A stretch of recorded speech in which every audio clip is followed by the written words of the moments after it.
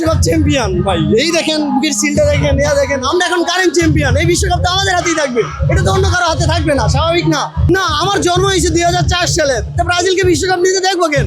ওদেরকে তো ফাইনাল খেলতে দেখি নাই কোনোভাবে। যাও একবার খুব ছোট থাকতে সেমিফাইনাল খেলতে দেখছিলাম, সেই ভয়াবহ রাতের কথা না বলি ভাই, সেটা আপনিও জানেন, আমিও জানি, সবাই জানে।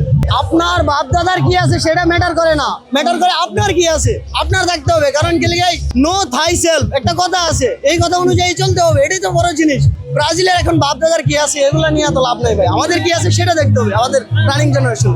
কিছু করার নাই, ওরা করা যাবে, ওরা টক্সিক ফ্যান ব্রাজিল, ওরা আলটিমেটলি ওরা করে যাবে, কিছু করার নাই ভাই। ওরা ওদের জেনারেশন, এই জেনারেশন কেন, সামনের জেনারেশনে কাপ দেখতে পারে কিনা সন্দেহ, কারণ ওদের যে খেলার ভাও এগুলো নিয়ে জীবনে ওয়ার্ল্ড কাপ জিতা যাবে ভাই। মরক্কো ডিজার্ভিং টিম ছিল উইন হওয়ার জন্য আর কি, মানে এখন দুর্ভাগ্যজনক ওয়ার্ল্ড কাপে দুর্ভাগ্য ঘটে। কারণ গেলে আপনি প্রথম ম্যাচে দেখলেন কাতার একটা অঘটন ঘটিয়ে দিল, কালকে রাতে সৌদি আরবে একটা অঘটন ঘটিয়ে দিল, অস্ট্রেলিয়া তো তুর্কির সাথে অঘটন ঘটিয়ে দিল, এমনি ব্রাজিলে মরক্কোর সাথে অঘটনই ঘটাইছে। ব্রাজিল যে ভালো খেলছে এমন না, একটা অঘটন জাস্ট কত পারে সাথে। ফার্ম ফ্রেশ পাস্তুরিত তরল দুধ, বেশি ভালো দুধ।